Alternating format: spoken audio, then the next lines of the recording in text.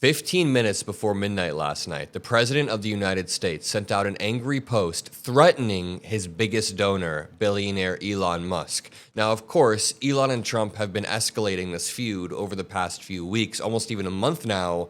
But I just want to remind you, a few months back, not even, they were walking around the White House side by side. Elon Musk dished out hundreds of millions of dollars directly to elect Trump and $44 billion to indirectly elect Trump through the spreading of an insane amount of propaganda on the social media platform X. Now, Trump is threatening to pull EV mandates. Trump is saying that perhaps the country would have saved a fortune if we never even entertained this idea. Can I just point out, we have officially looped all the way back to, what happened a few years ago. In 2022, Trump sent out this post. This is the old post, and we've officially looped back here. It says, when Elon Musk came to the White House asking me for help on all of his many subsidized projects, whether it's electric cars that don't drive long enough, driverless cars that crash, or rocket ships to nowhere without which subsidies he'd be worthless, and telling me how he was a big Trump fan and a Republican, I could have said, drop to your knees and beg, and he would have done it. That post was from 2022, and we have officially looped all the way back around after Elon Musk took a sharp right turn after COVID.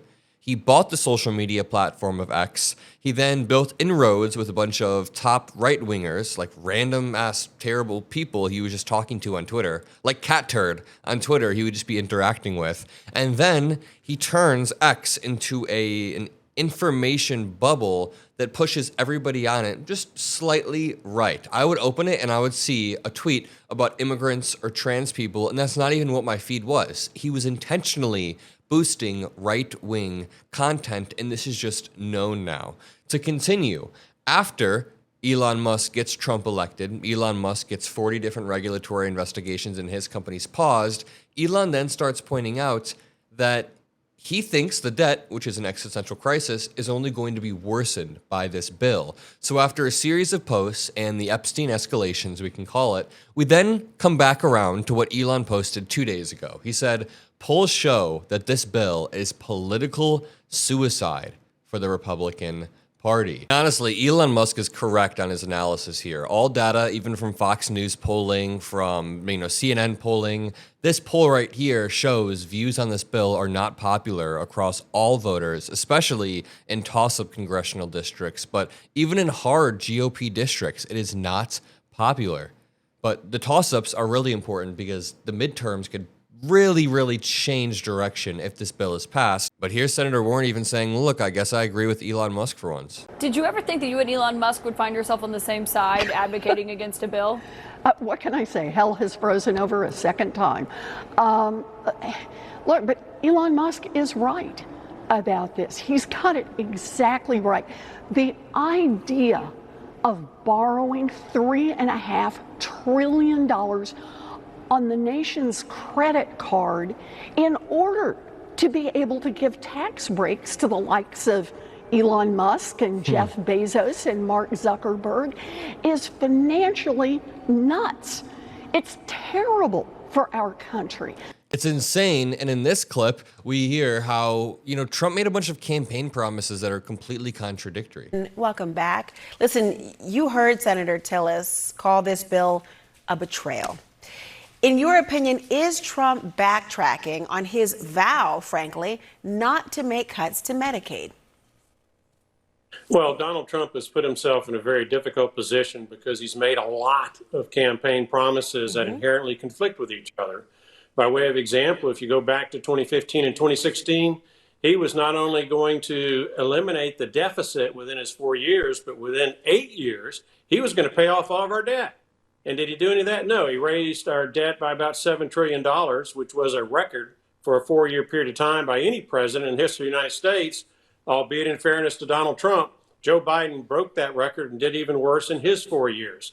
So here we are again, what used to be a $15 to $20 trillion debt burden on Americans is now $36 trillion. And to put that into perspective, that's $2 trillion a year deficits that we're looking at indefinitely into the future. In addition to that, the debt service cost, that's interest on the debt, not including the principal you have to pay back, is about $1 trillion a year. That's roughly 20% of every dollar forcefully taken from taxpayers is now used to pay past largesse. Government efficiency means adding to that, according to Donald Trump. Elon Musk is livid. He says it is obvious with the insane spending of this bill, which increases the debt ceiling by a record $5 trillion, that we live in a one-party country, the Porky Pig Party. Time for a new political party that actually cares about the people. How can you call yourself the Freedom Caucus if you vote for a debt slavery bill with the biggest debt ceiling increase in history? You know, I don't think we need a new political party. I think the Democratic Party just needs a little bit of a reform, a little bit of a revamp. It's happened a lot of times throughout history, and you know, times of loss bring out a revamp in the party, so it could happen. But right here, Trump then posts at midnight, quote, Elon Musk knew long before he so strongly endorsed me for president that I was strongly against the EV mandate. It is ridiculous and was always a major part of my campaign. Electric cars are fine, but not everyone should be forced to own one. Elon may get more subsidy than any human being in history by far, and without subsidies, Elon would probably have to close up shop and head back home to South Africa. No more rocket launches, satellites, or electric car production, and our country would save a fortune. Perhaps we should have had Doge take a good, hard look at this. Big money to be saved, says Donald Trump regarding Elon Musk's government contracts for his rocket launches, satellites, and electric car production. It's like the battle of the corruption right here. Trump is saying, I'm going to wield my fist as the executive of this country to start to tear away Elon Musk's contracts. And Elon is like, you know, I'm going to use my vast wealth to game the system and be corrupt myself and primary every single Republican and make sure you never gain power again. And Democrats are just like, yo, we were offering healthcare. We were offering very, very realistic incentives for small business owners, for new homeowners, things that wouldn't shake up the system like a signal leak or like global tariffs, but things that would actually help people on a day-to-day basis. And maybe we do need to shake up the system. We definitely do need to shake up the system a lot, but I feel like that can be done through common sense steps. Like Kamala Harris had a plan to at least help people, to at least redistribute some of the wealth, not in a regressive way, but in a progressive way.